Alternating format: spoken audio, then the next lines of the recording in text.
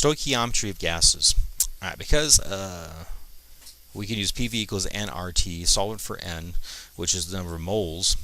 Well, we can then use gases to do stoichiometric calculations. Remember stoichiometry, balancing of reactions, predicting products from the amount of reactants, all that stuff. You got to go to moles first, right? That was all about moles. And so we can involve gases in these calculations as well. All right. So one of the neat examples here is, let me show you, you can rearrange the ideal gas law to a new form, which is very useful. Start with PV equals nRT. Just rearrange this a little to P over N equals RT over V. I just divided by N, and I divided both sides by V to get that. And then take this and multiply both sides by mass. I can do that and do the same thing to both sides algebraically. That's okay. So I get this, and you see mass over moles. Think about it in the units. That'd be grams over moles. So grams per mole. Oh, that's what I call the molar mass, or the molecular weight, right? Or that, I'm going to symbolize that by M, capital M bar, the molar mass. And M over V over here, that's like grams over liters, or grams per milliliter. Hey, that's density. That's D. All right, so here's a new form of it then. Pressure times molar mass is equal to density RT. And that'll be true for absolutely any gas out there. And if you think about that, what's neat there is if I take this and further rearrange it just a little, the molar mass of a gas would be the density of it times RT over pressure. So I could take any gas, measure its density, its temperature, and its pressure, plug that in, and it'll tell me what the molecular weight of that gas is. If I know its molecular weight, its molar mass, right, then I can probably identify what that gas is. Hydrogen, 2 grams per mole, right, or helium is 4, oxygen 32-ish, et cetera, et cetera. So that's a neat way to identify a gas with very easy things to measure. A more complicated example here is number 12. So let's take a look at that. It says cyclopropane is a gas once used with oxygen as a general anesthetic. Not anymore, but okay. It's composed of 85.7% carbon and 14.3% hydrogen by mass. Alright, so its empirical form, find its empirical formula. Well, that's just like before, previous chapters, I can do that. And then it goes on and tells me a little more. It says 1.56 grams of this gas occupies a volume of 1 liter at 0.984 atmospheres pressure and 50 degrees Celsius.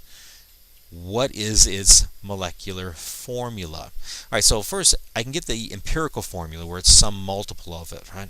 Of how many carbons versus how many hydrogens in this case. And remember, we always said if you can get one more piece of information, then you can also tell me what its actual molecular formula is. And that one last piece of information is usually its molar mass, or its molecular weight, because then I can compare and see what that multiple really should be. That's what's going to happen in this problem, because using a gas and the stoichiometric idea of a gas here, I can calculate its molecular weight with the equation that I just showed you. All right, let me go through this in detail so you'll understand it. First of all, 85.7% carbon. If there's 100 grams total, then that's going to be 85.7 grams of carbon. And 14.3% hydrogen, so 14.3 grams of hydrogen. Let's convert both of those to moles. We're just doing the empirical formula here. Carbon is 12.011. Hydrogen is 1.00794, just off the periodic table. And so I'm converting both to moles. I get, let's see, calculator, 85.7 divided by 12.011. So that one up here is 7.135 moles of carbon. And the bottom one, 14.3 divided by 1.00794. Alright, so that one's 14.19 moles of hydrogen. Take each one and divide by the smallest number, so I'm going to divide by 7.135. Divide, so that's going to give me 1. And this one, if I divide, well, it looks like it's going to give me 2. I'll just double check that. 14.19 divided by 7.135 is, 1.9987, so that's a 2. All right, so I know my empirical formula is 1 carbon and 2 hydrogens. Right. Again, that's the empirical formula. The actual molecular formula might be 2 carbons and 4 hydrogens. You know, I multiply by 2. Or maybe it's 10 carbons and 20 hydrogens. Right? It's going to be some multiple of that. Next, they gave me this idea of using the gas properties to figure out what its molecular weight is. Because remember, I know that the molecular weight of a gas is equal to density RT divided by pressure. So if I can calculate its or get its density, measure it, and its pressure and its temperature, I can figure out what its actual molecular weight is. And they gave me that the grams, 1.56, occupies liters. So hey, there's mass and volume. If I divide those, I get density. Right? And they told me the pressure, and they told me the temperature. So I can plug this all in using the right value for R and figure out what its molar mass is. Let's try that. Density, mass per volume. So it's 1.56 grams. Its volume is 1.00 liters. Just kind of carefully watch my units here. So that's my density. R, I'm going to plug in R in just a second. Temperature, 50 Celsius. Well, I'm always going to have to add 273 to that, right? Can't leave it in Celsius for sure. And so that equals 323 Kelvin. And then divided by the pressure is 0.984 atmospheres. All right, so if I look at my volume and my pressure, I've got liters and I've got atmospheres. That's the value of 0.08206 for R. That's what I want to use there. Again, consistent units. And that's liter atmospheres per mole Kelvin. All right, so notice if I try to cross off my units just to make sure Kelvin and Kelvins cancel, atmospheres and atmospheres cancels, liters and liters cancels, and I'm left with grams and moles. Oh, that's perfect. Grams per mole, that's exactly what I'm trying to figure out. So my units are going to be grams per mole, and now I just go to the calculator and I plug this all in. 1.56 divided by 1.00, there's the density, times 0.08206 times 323 divided by 0.984 equals 42.02 if you want grams per mole. Actually, 3 significant figures, so I should leave it as 42.0. All right, 42.0 grams per mole. That's the actual molar mass of this stuff called cyclopropane. The empirical formula I got was CH2, whose has a mass of what, 12 plus 2 hydrogens, so roughly 14. Compare 42 and 14, that looks like a multiple of 3. Let's just check that though. 42.0 divided by 14 is, yeah, 3.0 exactly. And so the actual molar mass is 3 times bigger than the empirical formula, so it's not CH2. You'd actually multiply by 3 because, again, it's 3 times bigger. C3H6. There's the actual molecular formula for cyclopropane. Cool. I got to use the idea of a gas law excuse me, and stoichiometry in gases to calculate the actual molecular formula. All right, another thing relating with moles is partial pressures. Dalton's laws of partial pressures, technically. This applies to a mixture of gases. So far we've been talking about just pure. Very often you have a mixture though. That air I'm breathing right now, it's mostly nitrogen, which my body just ignores, doesn't care about it. But then 21% of it is oxygen, and then there's trace amounts of other things like helium and argon and neon and xenon and who knows what else, right? Carbon monoxide, carbon dioxide, water vapor. All right, but it's mostly nitrogen and oxygen. It's clearly a mixture. Right?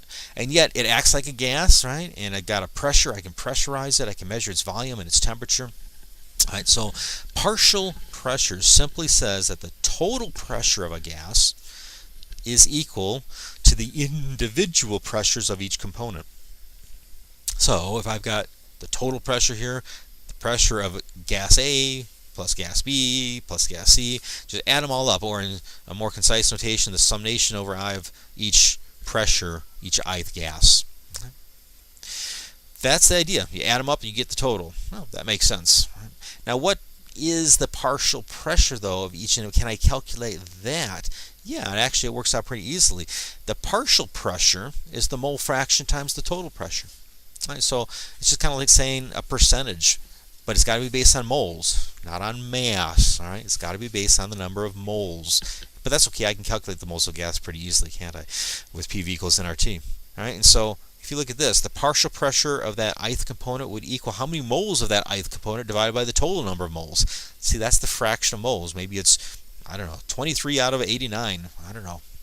However many total moles of gas you have, regardless of what it is, that is on the bottom. The moles of what you're after, the ith component, that's on the top, so that's just the fraction. Right? You take that fraction, multiply by the actual total pressure of everything, and that gives you the partial pressure, or that part that's due to the ith component. Okay? They call that mole fraction Chi or Chi, C-H-I, I believe I name.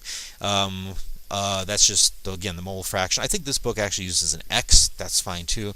That's just the mole fraction. Okay. So let's try an example here. 9.6 from the text. 16, excuse me. 9:16.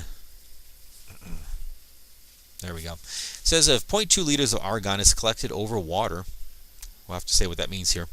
The temperature 26 degrees, pressure 750 torr. It says what is the partial pressure of that argon? All right. If I'm collecting argon over water, what that means, here I got a little picture of it here that we can use. I've got some reaction here that's producing my argon gas. The argon gas comes bubbling up out here through the little tube, and I want to collect it. I want to capture it. Well, a very easy way to capture is actually to take a beaker, fill it with water, and then turn it upside down in a big tub of water. Okay. You'll get a vacuum forming on the top there as that water goes down until you get the right level, just like the tubes of mercury, right, in the manometers and the barometers.